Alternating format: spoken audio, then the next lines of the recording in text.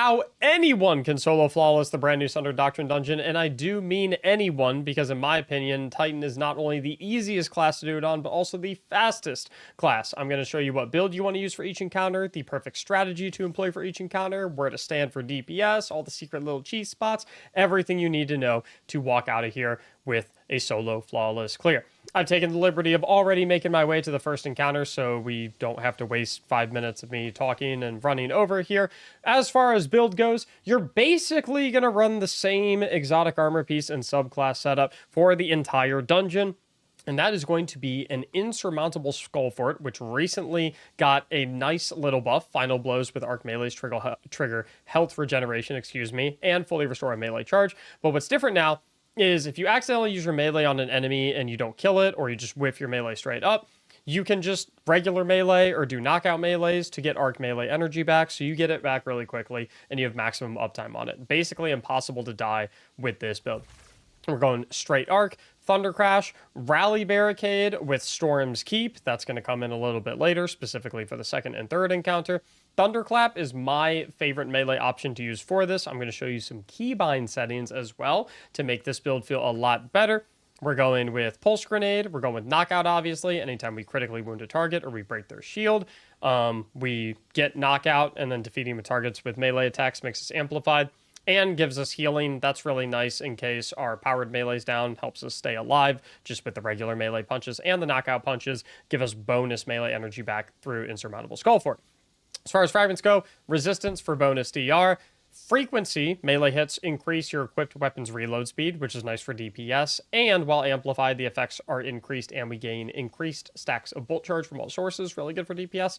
Feedback, since we're going to be playing relatively close range to everything, if we get hit with melee damage, it increases our next melee attack by 75% bonus damage, I believe, and a bonus to resilience. And then we got shock, so we can jolt enemies with our pulse grenade, even more damage. Mod setup, we are going with hands-on for bonus super energy, heavy-handed for an orb of power anytime we get a melee final blow, powered melee final blow. Going with a siphon and loader mod, matching our primary ammo weapon. More on that in a bit. First encounter, I like Concussive Dampener, double solar resistance. We've got a weapon surge mod matching our primary ammo weapon for the first encounter, and a scavenger mod matching our heavy weapon for the first encounter. I've also got a recuperation mod down here on the boots to fit in as well. Class ability, Reaper, Powerful Attraction, and Bomber. The reason we're going heavy on the Void primary ammo weapons is because Void weapons are absolutely absurd this season thanks to the seasonal artifact mods, specifically when it comes to Maligned Harvest and Volatile Marksman. You can optionally do Void Flux as well. However, when I'm playing Titan specifically, I prefer Defibrillating Blast, as when we trigger an Arc Bolt, anytime we trigger Bolt Charge, and this is not just from the first sentence of this, stunning a champion grants maximum stacks of Bolt Charge. Anytime we trigger Bolt Charge, we have an Arc Bolt comes down that heals us. So you're going to see how this plays in big time in the second encounter. I just like leaving it out for the first encounter as well, because might as well. But Volatile Marksman, rapid Void Weapon precision hits, and rapid Void Weapon final blows grant volatile rounds. It feels really, really good. And we've also got Maligned Harvest, where rapidly applying volatile causes our next instance of Void to do a weakening burst. We've also got Dielectric, where defeating arc debuff targets grants us stacks of bolt charge. And if you have a strand fusion rifle, I think fusion rifles are absolutely spectacular here. Scatter Signal is the best one in my opinion, but there is a ritual strand fusion rifle that you can get as well if you don't have Scatter Signal, or you could use a stasis one like Riptide or Deliverance. Strand ones feel really nice because of Unraveling Orbs for picking up an Orb of Power. You get Unraveling Orbs on the Fusion Rifle, plus Horde Shuttle. When you do damage Unraveled targets, they spawn Threadlings. However, even if you don't have a Strand one, you're just going with the Stasis one, it's fine, because Particle Reconstruction is the real reason that we're using these Fusion Rifles. It absolutely burns through any tanky target, any Subjugator, any Ogre, any Knight. Absolutely smokes it. As far as heavy weapon goes, I have my Fallen Guillotine on with the Eager Edge just to get through this encounter a little bit more quickly, to make the guide a little bit more condensed. I would encourage you to use something a little bit more combat efficient, like a machine gun, maybe Grand Overture, maybe Thunderlord, could even do Queenbreaker, up to you. Yes, I have 120 resilience. It's just, that's my base armor. Sorry, I'd make it lower if I could. First encounter, I'm going to show you how to do this without a map. I'm going to show you kind of my methodology for how to make sure I always get the shortest lens paths. and to make sure that that I never have to go back and redo any paths in the later phases when I need to use all 3 of the starting ones. So we're gonna rally up and get going. My basic rule is if I ever have to send a laser beam to the back left or the back right room, I always use the middle starting one, hit this, and direct this one either through that wall or that wall.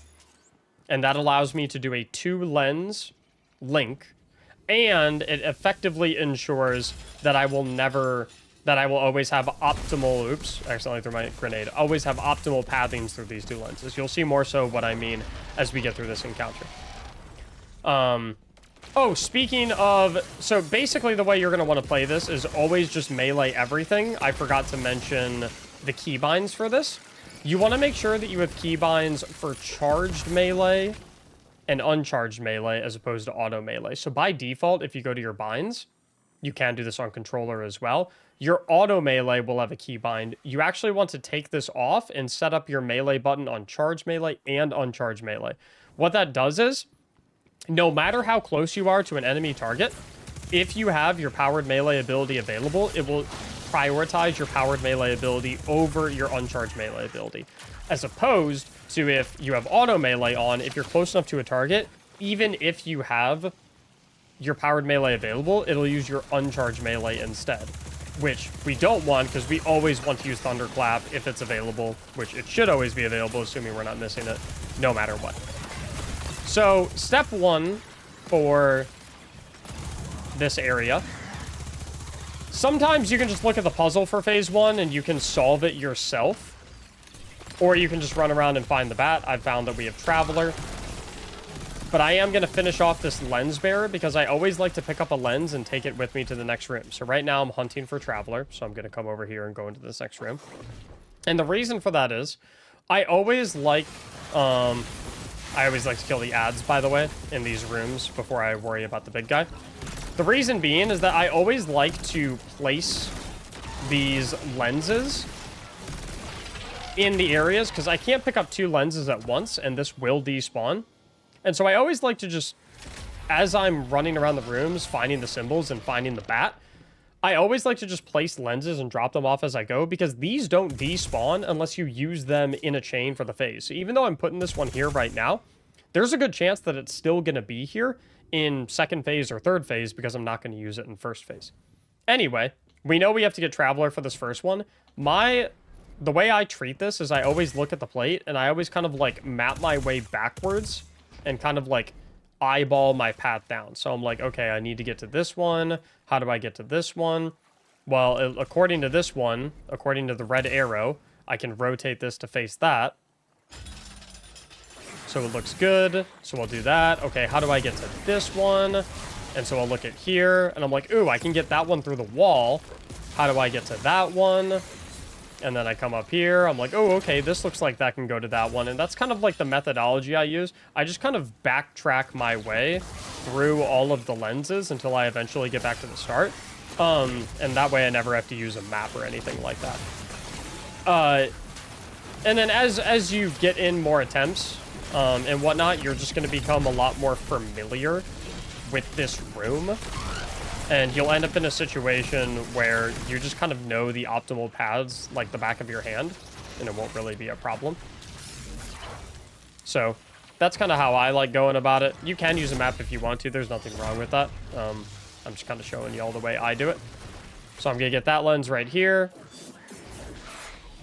We're already set up. So I can dunk that in here.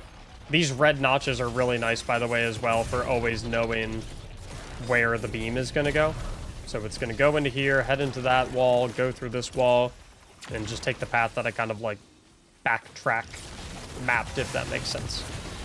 And as you can see with Insurmountable Skull Fort, I'm just always getting, it'd be nice if I could not be suspended, by the way, always getting melee final blows on everything, and then for the tankier targets, I'll put down my barricade so I get my bolt charge. Just always putting down melee final blows on everything gives me a full HP heal and gives me my melee ability back. So nice and easy every single time. Here's that lens still there, by the way, that I placed previously in the 1st phase. So that's why I always like to, and you'll see as we make the rounds, you'll see me do that more. So let's go ahead and smoke him. Don't see any bat here. So I'm going to place this lens right here because I can't hold 2 lenses at once and this one will despawn. So even though there's no bat in here, I'm just going to place that there and take this new lens up to the next room that I go and search for the bat for. You can use Eager-Eyed Sword in this encounter if you'd like, by the way. I would just... It's definitely not the most optimal thing to use in terms of survivability and getting through this. I'm just using it so it's faster, so the video's not quite as long. So we have Worship right here, and I don't believe Worship was in any of my previous rooms. I could be wrong. There's another lens for us, so I'm going to place this one so I can grab this one.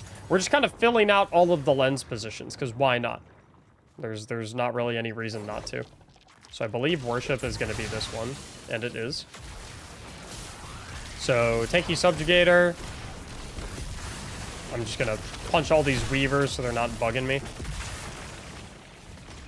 Sit behind here so I get my Bolt Charge. I don't know where he went, so I'm going to start placing. Oh, there he is. He conveniently went right to my barricade. Considerate of him. So this one, I'm looking at it, I'm like, okay, cool. Okay, I have to come through there. How do I get through there? Looks like this will work. So I'll place here. How do I get to here? Looks like this will work. You guys kind of get the idea. So we'll rotate that so it's directed right there. And then I just need to go get one more lens. But this is kind of my methodology for finding all the proper routes and whatnot. And as you can see, the Insurmountable Skull Fort is so nice with this. And then we use the Fusion Rifle, absolutely smoke the Subjugator. And then we'll continue on. It's so easy on Titan. Like, there's no way to die doing this on Titan. Unless you literally go AFK, I guess. Full HP heal on every single hit. So, that one's good to go. I'm going to start heading to another room. I actually see the next bat, which is nice. But even if I didn't, sometimes what you can do is you can look at the story if you're a little more lore proficient. So you can see like, oh, Hive worship blank. And so you can kind of remember what symbols were in the previous room and be like, oh, the Hive worship the worm, right? And so you don't even necessarily have to find the bat. Probably safer if you do, but you don't have to. And I believe Worm, if I'm not mistaken, was this room. So we're gonna mosey on over here. Hit these guys with a little punch. Oh, I completely missed, but that's okay. We're going to set up our barricade for a little bolty charge. And there's Worm right there. We can do the same pathing for this one that we did before. So we'll go ahead and place this lens right here. Rotate it. Go back and get this other lens from this guy we just killed. That one's already in position. And then if y'all recall correctly, this one had us in a perfect spot. Rotate this one. You'll just kind of get a knack for the best, most optimal pathings for all the lens placements. If I'm not mistaken, every single room can be done with 2 lenses, except for front right, which requires 3. So obviously, as we start phase 3, you are going to have to find the first bat before you truly know which symbol you're filling out, because the board is obviously just blank. So what I'm actually going to do with this lens bearer is I'm going to take this lens right here and I'm going to plop it right here. Notice that that lens is still right there in position from a previous phase. And we're going to head over here. Eager-Eyed Sword, honestly, isn't a half bad tactic, to be honest, for getting out of those slow fields, I'm not going to lie. So I'm actually going to take this lens. Here's my #1 tip I can give you for phase 3 is to, whenever you, because you're going to have to do 3 of the 4 rooms, which means at minimum, you're going to have to do either this room or this room. Maybe even both. But I always like to save this one right here for this back one. Because this back one, as we said before, can go to that room in 2 lenses or that room in 2 lenses. And this one is an absolute pain to make go that way. So if we make sure that we always set this one up for the back 2 rooms, it saves us a lot of trouble. You'll see exactly what I mean as I start filling out the rooms, by the way. I know that it might be a little confusing what I'm trying to say, but you'll see what I mean as I start filling this out.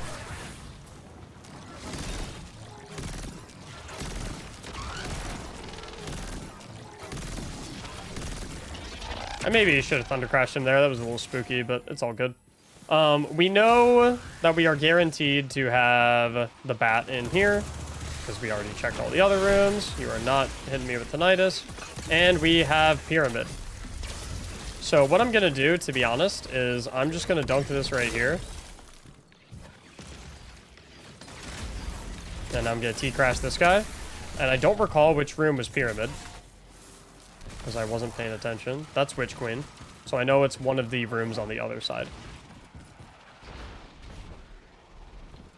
So, we're gonna scooter on over here.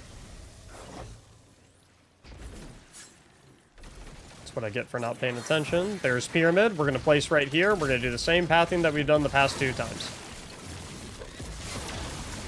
So we're gonna start rotating this.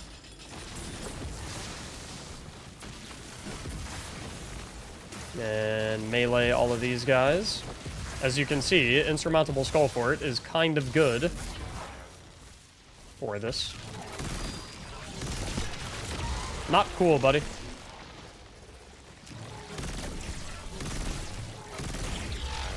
Thanks for cooperating. So we already have that one in position. We already know the 2-chain link for this one. This one already is set up, so we'll place this right here. Rotate this once, hit that, and we're good to go right there. We are now looking for bat number 2. Oh my god, I'm the worst. Okay, this is a good learning moment. This was not rotated properly, which means pyramid isn't being lit up, which means the next bat isn't going to spawn, because oh my god. That's embarrassing. Well, on the bright side, at least now y'all can learn from my mistakes. Oh, that's embarrassing. Hey, but it doesn't ruin the flawless. We're still alive. And that's what it's really about. So we're just gonna keep on cooking all these enemies. I pretty much have every lens position filled out already. So we're just gonna keep on running around. I think the bat has to be in this room. What's up? Finally found you. We got stop. That is hands. We already know pyramid is lit up in the other room. I believe stop is going to be front right, which we already have front right basically already set up.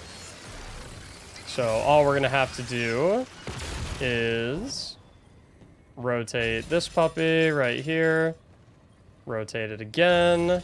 This one's already facing the right way. That should beam into that wall. Let me just keep an eye on it. Okay, so we're not quite set up yet. We're going to place this. Rotate it into that wall. That'll rotate into here and hit stop. Let's make sure we actually see it connecting this time. Good. And so now I know that I have the front... I know I have the front left room done and the front right room done, which means my final one is just going to be in the back, which I already have set up on both sides. So I actually really don't even need to be killing this lens bear. I could just be,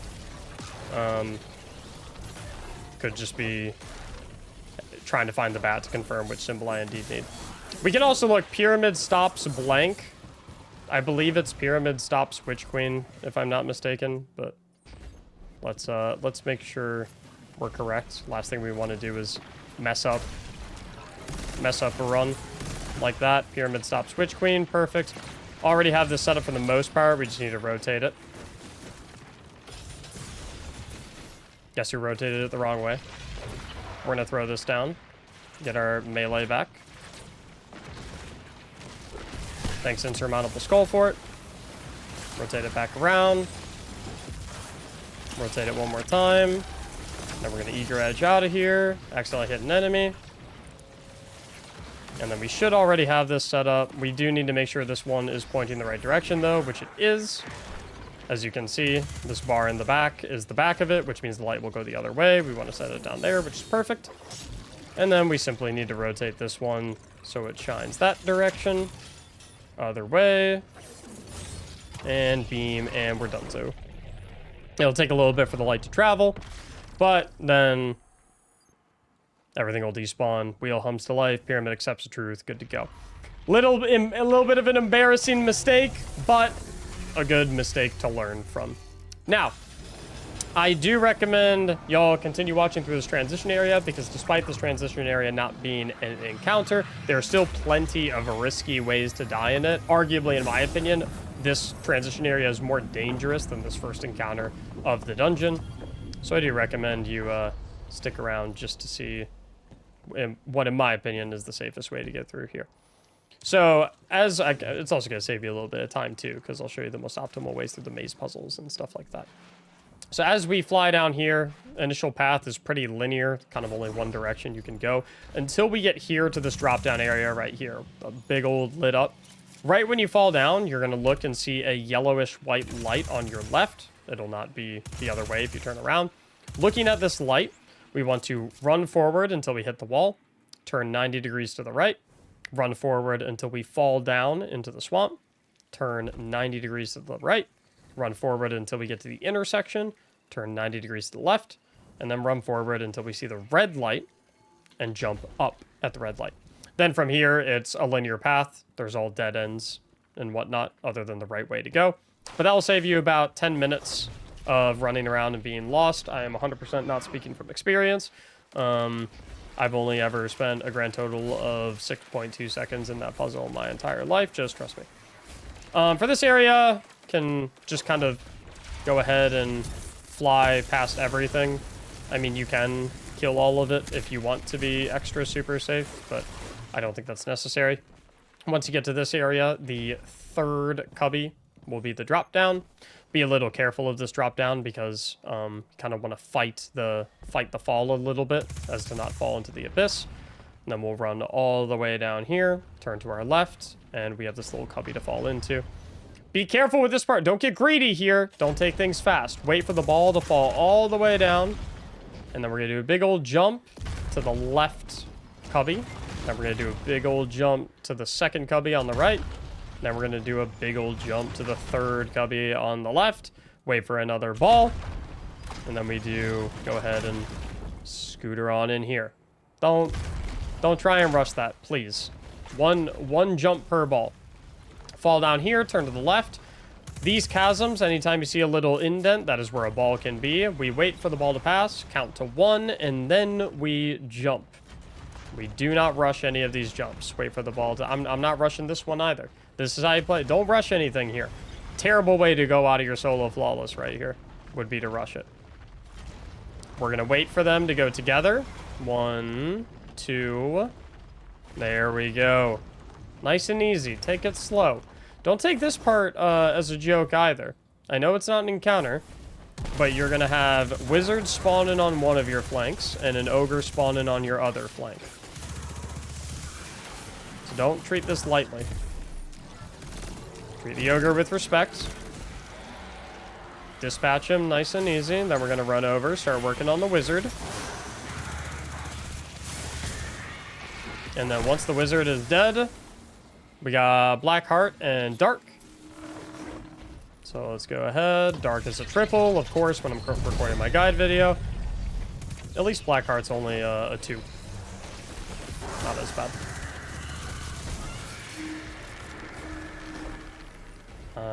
I'm going to go ahead and run over here. Put one to the Black Heart. You want to be a little careful here because remember, you can have that ogre respawn on the other side of you. and you don't want to be pinched in between a wizard and an ogre. So just be really disciplined and diligent about making sure that you keep that ogre dead, lest you wipe very unfortunately. Big old thunderclap. Next 2 stacks, and we're on to encounter number 2, where I imagine most people are going to struggle with the solo flawless the most, but I got a DPS spot for you. It's going to blow your mind. I got it's just going to be nice. I got y'all covered. 2 options for DPS loadouts here. Option number 1 is going to be Anarchy with the same weapons you've been using, same mod setup we've been using, same subclass setup we've been using. The only thing that we're going to change is we're going to hop up into here. We're going to change a solar resistance to an arc resistance because there's a lot of wizard damage. We're going to change the hands-on to a heavy ammo finder. And we are going to change our void weapon surge and our void scavenger into arc weapon surge and arc scavengers. Only other change we're going to make as well is we're going to change powerful attraction into a time dilation. Main reason we're doing this is because powerful attraction, even though it scoops up all the orbs, it also scoops up any of the little sticks to give you knowledge that drop from the wizards. And you don't want to be in a situation where you want to use your class ability, but you don't want to scavenge, you don't want to get additional knowledge buffs because you're already happy with the amount of stacks you have, and you don't want to overfill on stacks and make your life difficult when it comes to changing the wheels. So that is DPS option number 1.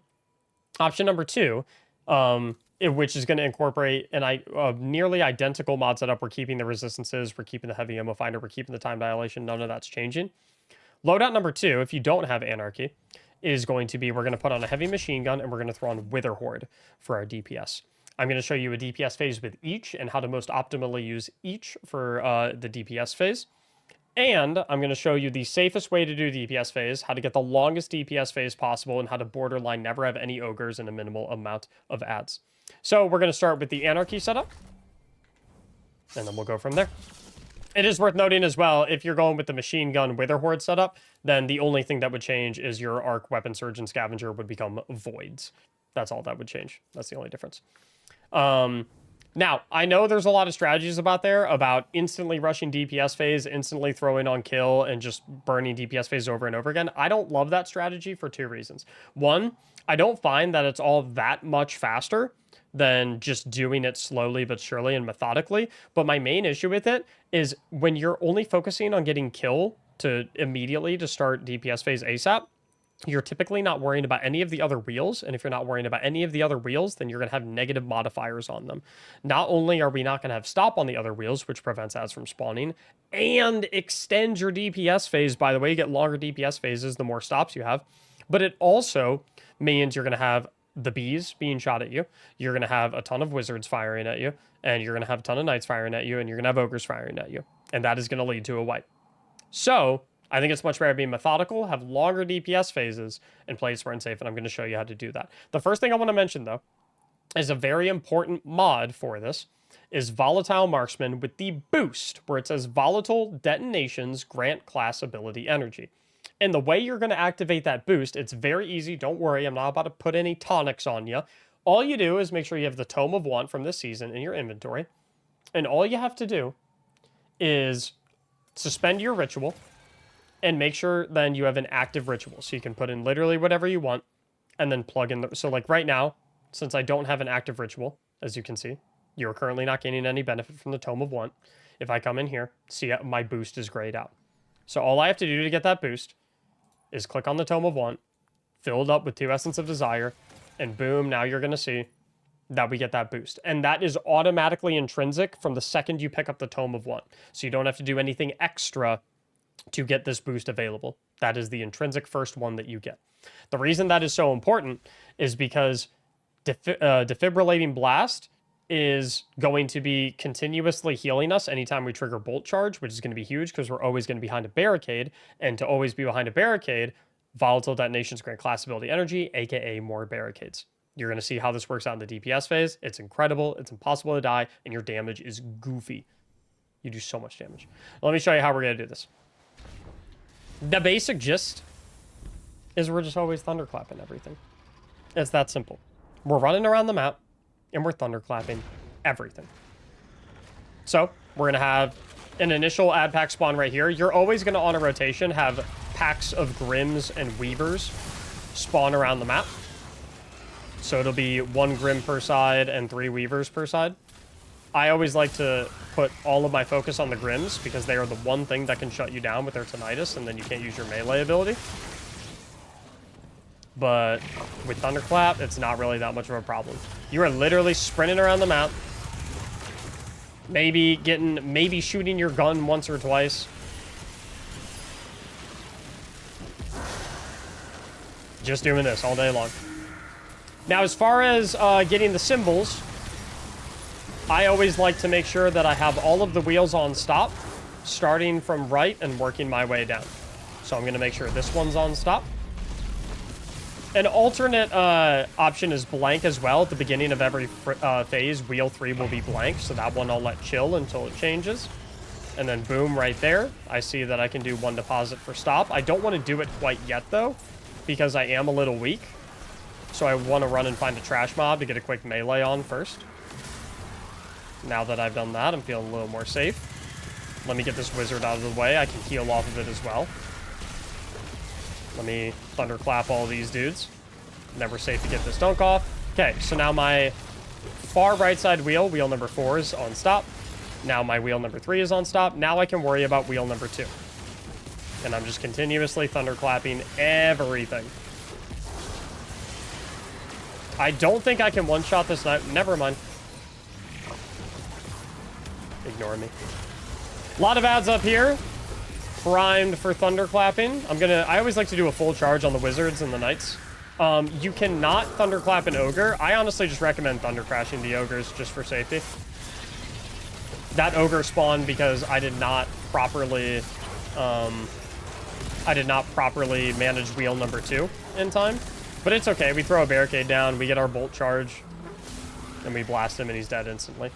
Now we can go ahead and dunk this in. We got stop on this wheel. We got stop on that wheel. Boom. And we've got stop on this wheel, which means we are ready to go and set up DPS. I see over there that we need 2 stacks to set up kill. So I'm going to dunk this in. Now we've got kill. We've got stop. We've got stop. And we've got stop. And I'm going to pick up this stack right here. Oh, I missed my melee. That sucks. So now I'm a little... Whenever I miss my melee, I'm much more vulnerable. So something to keep in mind.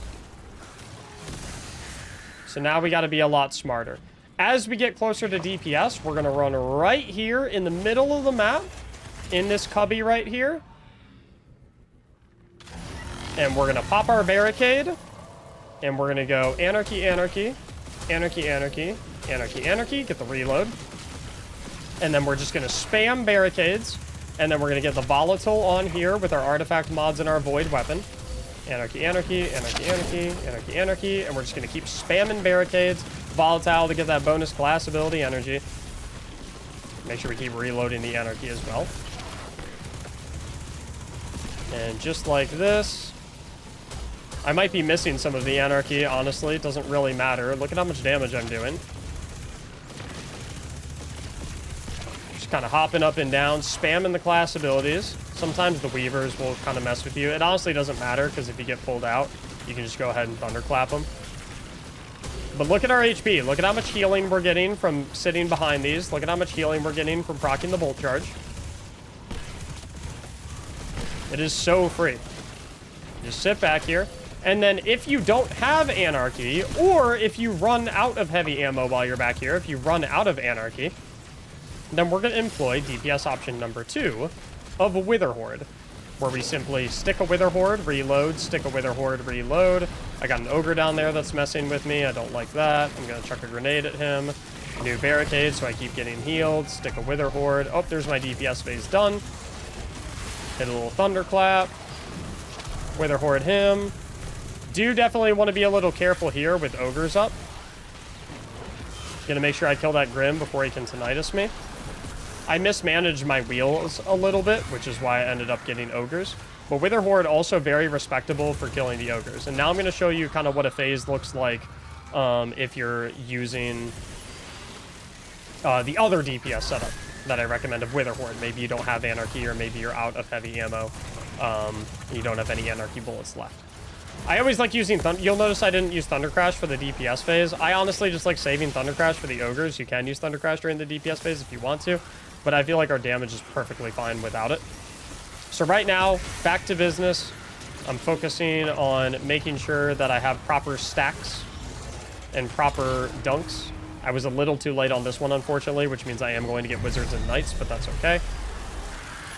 Fully loaded Thunderclap. It's kind of... look at the Knight's body. Oh, I don't know if I'm close enough to him anymore. Never mind. Yeah, it's this simple. This is why it is my firm belief that Titan is the easiest class to do this on. Do I have Ogres up again? I do. Honestly, not a big deal, though. Maybe a little bit of a big deal. We got to get Thunderclapping, so we're going to play a little bit back here. Sometimes what I like to do as well is if I have a tankier mob up, I like to find a squishier mob next to the tankier mob that I can use to punch, and then I deal damage to the tanky mob with my punch, but also get the insurmountable Skullport reset to my melee, because I killed the squishy mob also. Yeah, throw down our little bolt charge barricade. I see I have some regular ads spawning next to me. I'm going to kill that Grim immediately, because I don't want to get tinnitus. But even with a ludicrous amount of ads up, because honestly, if I'm being genuine, my wheel management is really poor at the moment. Even with a ton of ads up, you're really not ever in that much danger. Especially with this Wither Horde loadout as well, if you do end up running this, because you got the Bolt Charge barricades, and you can use your heavy machine gun for general ad clear as well. The Bolt Charge plus the Volatile plus the Weakening. I mean, come on. It's so nice on Titan. Okay, so we got stop, stop, stop, and we'll plug in stop right here, which means we are ready to set up our kill. So we are going to have to wait a little bit. I do want to show you guys a full phase with Wither Horde. I accidentally grabbed Overflowing Knowledge, though, unfortunately. I did not mean to pick up all those stacks. I did just want to pick up one stack. But it's okay, because I know my lockstep progression isn't going to come back here anytime soon. So I can actually do a dunk in here to get rid of those 3 stacks. And then pick up another 2. And then I can bounce it and reset it to kill. And then I can worry about micromanaging my other 3 wheels. That one's still on stop, so we're good. I'm going to nuke this wizard. Pick up 1 stack. I always like having 1 stack, by the way, because as you're running around the wheels to micromanage them, if you need to rotate them by 1, you're always good to go. And if you need to rotate them by more than 1, you can just go and pick up an extra stack. It's way easier to get an additional stack than to drop stacks, because the only way to drop stacks is to dunk them, and then you've manipulated a wheel and have to reorganize something. Another way to drop stacks is by dying, but that's not great for solo flawless. So if you guys want to test that one out, let me know. Let me know how it goes. So we're just kind of biding time, making sure all of our stuff is good to go. That's on stop. That's still on kill. That's on stop. That's on stop. So we're looking nice. We are going to have 1 more wizard anytime the lockstep progression meter hits a quarter. We get a wizard to spawn shortly after. So we'll go ahead and say goodbye to this wizard so they're not bugging us during DPS phase. And we're looking pretty good for our DPS phase. And we should be set. Put down the barricade. Wither Horde. Wither Horde. The rally barricade makes this so nice as well, because we want to make sure we're putting on Volatile as well, by the way. So we always have a barricade coming back up for the healing.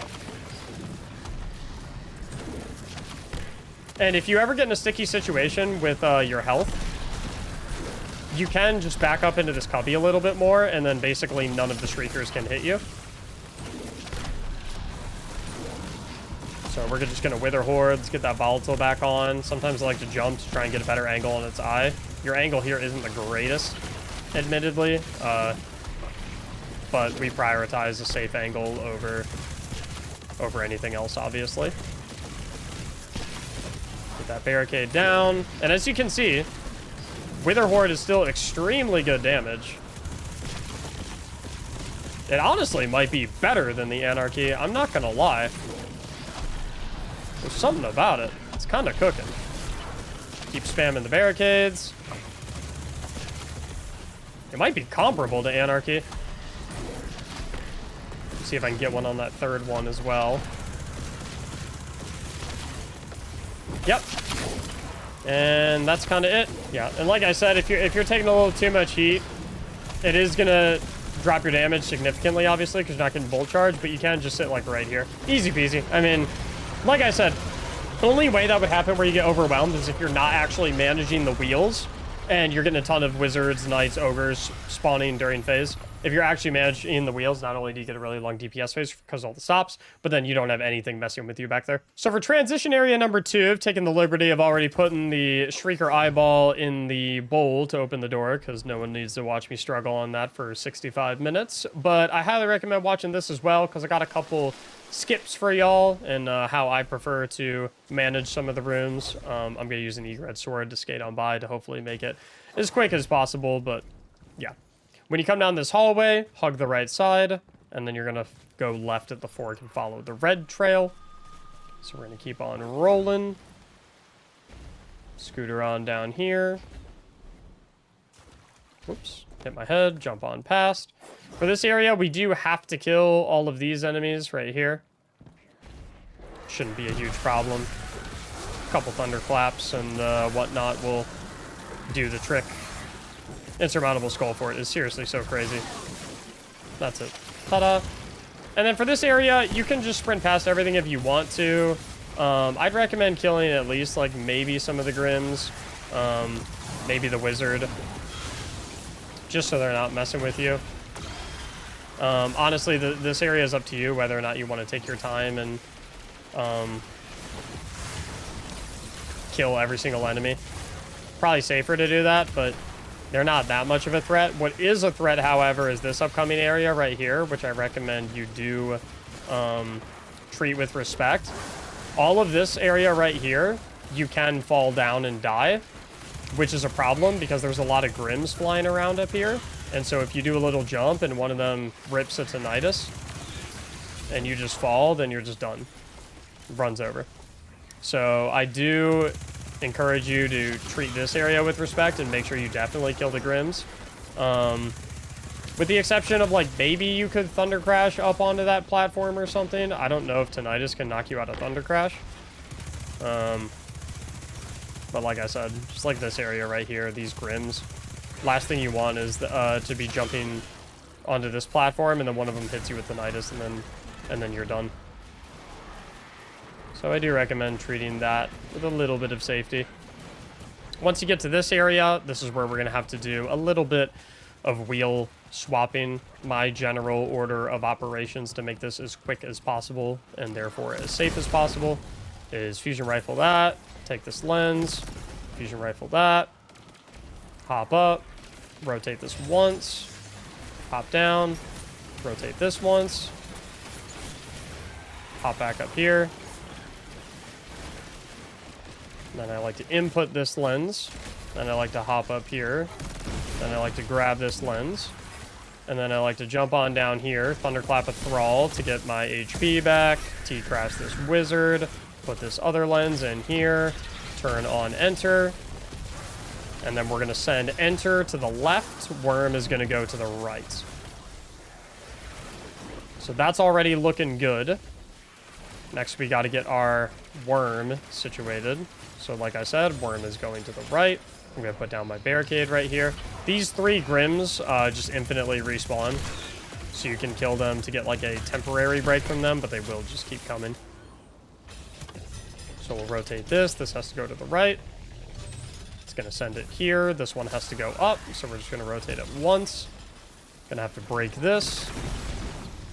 Rotate this. I think this has to go either twice or thrice, if I'm not mistaken. Has to go thrice. Rotate it right there. And then Worm is going to go down. So then we're going to head over to Worm, put our Bolt Charge barricade down just for a little bit of cover. Get a little bit of healing. And then this is where we're going to send Worm to go in. I believe this one has to be rotated twice. And then after we're done with that, we're going to come back up here. Rotate this one twice. So it goes up. And then this has to be rotated twice as well, and then we'll be able to be on our way. In the next room, we're going to have a subjugator that we have to fight. You can be diligent and fight it. Probably should. Or, if you want to be super quick, get a little thunderclap, take your fusion rifle. 1 shot. 2 shots. 2 shots back to back for good measure. And then you can just sprint on through. And then you don't have to deal with any of those enemies. I'm gonna... Listen. It's absolutely... definitely safer to just stay there and fight those enemies, fight the knights, fight the subjugator. Well, I guess that's up to you. Do you think you're safer just trying to rush through there? Or do you think you're safer to just kind of slowly dispatching all those adds? The only reason I like doing that right there is because there's the ice subjugator, stasis subjugator, all of the, there's some boomer knights up top, and there's a ton of husks, which are all very dangerous enemy types. So, like, for me personally, I like just rushing through. I feel like it feels a lot better. But I will leave that up to your discretion, whether or not you deem it's safer or riskier to fight them. For final boss, we're basically running the exact same thing, making sure we have Arc Weapon Surge and Arc Scavenger on. I like to go back to the double solar resistance, keeping on the heavy ammo finder, Void, Siphon, and Loader. Here we can go back to Powerful Attraction if we would like. Or we can stick on Time Dilation. It's up to you. And here we're simply going Queen Breaker's Bow. Or the Queen Breaker, rather, sorry. With the Catalyst. Easy way to get the Catalyst. Load into private matches and PvP. Collision. You can do it solo. Score limit to 5. I have a YouTube short on it if you want to check out my YouTube shorts. But same weaponry. Fusion Rifle. Void Primary Ammo Weapon. Queen Breaker.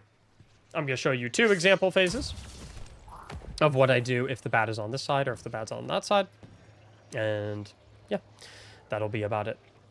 You can also skip killing the bat entirely if you want to just go straight to looking at the puzzle and determining for yourself which one is the lie and which one is the truth. Me personally, I just like to kill the bat and look at the symbol to make sure I'm 100% correct. I'll let you, if you're confident enough that you're able to read both lore stories off the rip and know which one is true and which one's the lie and which one you have to light up, which one you have to make dark, go ahead. I'm going to show you how I do it. Always start on right side. Run over here. I'm just going to try and immediately smoke the subjugator. Use my fusion rifle, grenade, bolt charge, all that good stuff. I do not see the bat floating around here. I like to kind of just look around, though, real quick to be safe. Don't see anything, which means the bat is on the other side. So I'm going to go ahead and start heading on over to the other side. Maybe kill an acolyte or 2 on my way. I always try to keep an eye on where the boss is and avoid him, because if you get too close to him, that's how you get suspended. And then for this door, 1 fusion rifle shot, 2 fusion rifle shot, easy way to get through. Once I get here, if I have my Thunder Crash available, I love to use it to just one-shot that subjugator. There's an easy way to get it back. I will show you. I've revealed that we've got Pyramid, 1 fusion rifle shot, 2 fusion rifle shot. Time to read the story and see what is up. I always like to take a hard left as I exit that door as well. Because, oh, missed my, lost my melee. So let's get some regular melees to get it back. This is the nice thing about the new Insurmountable Skullport buff. So we had Pyramid. So I always like to type stop Witch Queen off. And then, Worm Traveler on. Worm Trav on.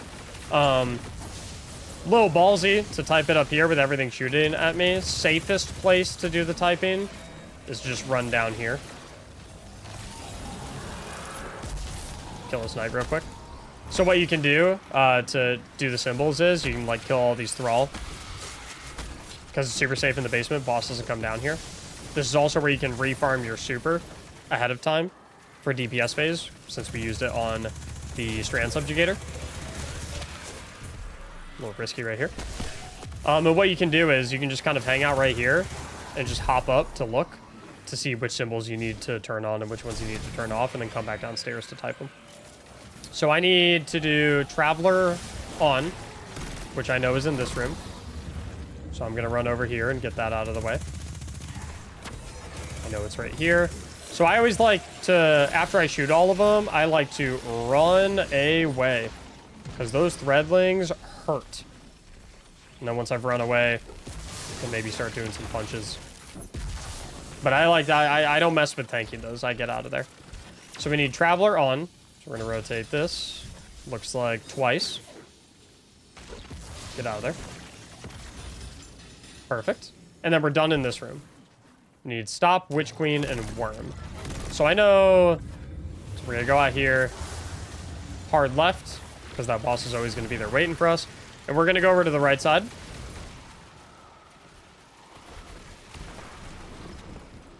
And we're going to get our buff. Punch him. Boom, boom, boom. And I like to get away, because those threadlings are going to chase me. I just like to run away until they time out. Then we'll punch. And now we can turn this. We need to turn off Witch Queen and turn on Worm, which is basically a part of the same process. Got both right there. Now we need to do Stop, which is in the basement downstairs. I do want to note, when you're downstairs, try to kill a decent amount of enemies in the basement with your primary ammo weapon and not your punching, just because you are significantly more likely to create heavy ammo when you kill enemies with your primary ammo weapon compared to killing them with your melee punches. And it's just always nice to always be stockpiling heavy ammo down here for future phases, so that you always have max Queen Breaker going into every DPS phase. So we need to turn Stop off. So we're going to rotate this. Hands wasn't part of the equation, so I am going to move it off hands as well. And we should be good. So now what we can do is we're going to take a little peek at the wheel. Make sure we like where it's at. Going to come over to the other side as well. Make sure all of these are off. Looks good to me, so we can start DPS phase. I always love for DPS phase going over here. This is my favorite place to play from. Now, if you're interrupted and you're pathing over here, if someone throws a grenade, by the way, you can just jump up. If you're interrupting and you're pathing over here, you might have to just bite the bullet and hide behind a different pillar while the oven's cooking. Or something you can do is you can use your Thunder Crash to get over here, just to make sure you don't burn. Honestly, what you could do is you could swap to Chorus of the Falling Star to get a Thunder Crash in, if you want to, while the oven's burning and while you're safely in that corner, so that you get a big old Thunder Crash off. Honestly, I'm 50-50 on using the T-Crash on him. On one side, it definitely does a ton of damage, which ultimately means you're going to have to do less DPS phases, which is great. But at the same time, it puts you right into his melee range, which I don't know if I love that. It definitely can make things a lot riskier. So you're going to notice I've saved my Thunder Crash. I'm probably lined up for a 5 phase. It's not incredible, but it's also not bad. If you want to, you can go for T-Crashes. In my opinion, whenever you're going for a solo flawless, my philosophy is I would always rather do 5 phases of guaranteed safety than 4 phases with a little bit of risk. I want to show one more phase, but from the perspective of the bat starting out on right side and what I do in that circumstance. So I'm getting a little weak here, so we'll just Panic Thunder Crash. Nothing wrong with it. Smoke that guy with a melee. Insurmountable Skull for it, all that good stuff. So we got Guardian. So the first thing I'm going to do, now that I already know the symbols, before I even bother going to left side, I'm going to take a look at the story, because there's a possibility that depending on what the story is, I don't even have to go to the other side. So right here, I see I need to turn off Guardian. So unfortunately, I do have to go to the other side. And I also have to turn on Stop and Witness. So Stop I can kind of already do down here. So what I'll do is I'll wait down here. I'll wait for an attendant to pop up. This also lets me farm back a little bit of my super energy. And there's the attendant, getting some heavy bricks made. And now this one is ready to go. Kill a couple of those threadlings. I probably should have kited those out a little bit more just to be extra safe, but it's not the end of the world. So Stop is good to go. Now we gotta do Witness Guardian. So now what I'll do is pull out the fusion rifle. And if you don't have Thunder Crash to kill the Strand Subjugator, it's honestly not that big of a deal. You can honestly clap him pretty much just as easily by throwing a pulse grenade, rally barricade, and bolt charge fusion. Ta-da, he's dead. And plus a finisher. Ta-da, he's dead. So it's really not that bad, even if you don't have, a Thunder Crash ready to go. I am gonna melee these guys to get my Thunderclap back. So I believe we needed to do Guardian and Witness. So Guardian's gonna be right here. We're gonna kite out those Threadlings. I'm gonna kill this guy. Kill these. Kite out those Threadlings. And then I'm gonna go back to the original one because those Threadlings have kind of expired. We gotta turn off Guardian, but Eyes wasn't part of the equation, so I'm gonna move it so it's just not pointing on anything. Thunderclap that guy for HP, and then we have to turn off on Witness. Perfect. So now we're good to go in here. Do a little Thunderclap right there. Double Fusion Rifle in here. Being careful of the enemies. I always like to take a hard left, like I said.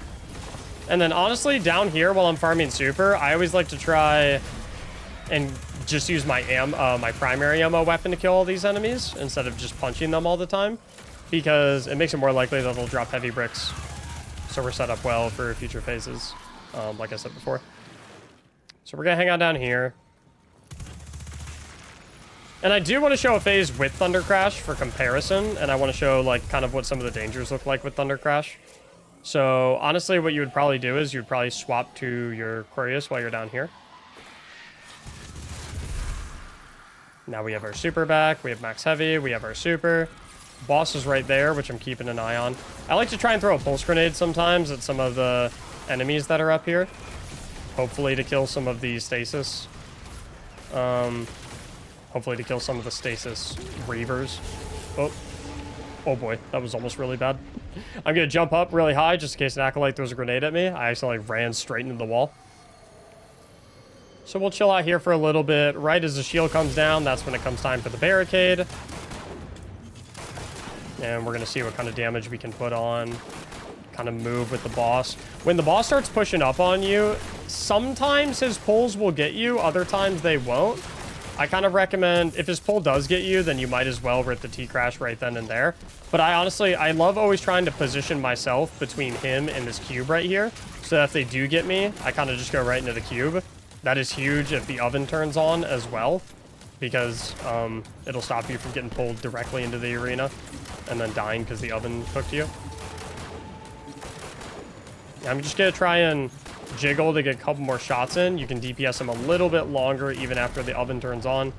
But yeah, DPS is kind of similar. And, you know, I guess if you get pulled, might as well Thunder Crash him because you're already out there. But in my personal opinion, it just doesn't make a lot of sense to Thunder Crash and put yourself in a risky position. That is how, in my opinion, anyone can solo Flawless Sundered Doctrine using a Titan. Sure, it might take you a couple attempts. Sure, it might take you a couple of runs. But with this build, these strategies, the execution complexity is not super high. Super safe DPS places for the final boss and the second boss. Super easy ways to stay alive just by permanently meleeing everything. The insurmountable Skullport. It's genuinely such a good exotic armor piece. The bolt charge makes DPS phases really easy. So yeah, I hope you found this helpful. If you'd rather do it on a Warlock or a Hunter, I also have those guides on my YouTube channel. I'll link them in the description. Hope you found this one helpful. Please like it if you did. Subscribe if you want to see more guides. Thank you so much for watching, and as always, have a great day.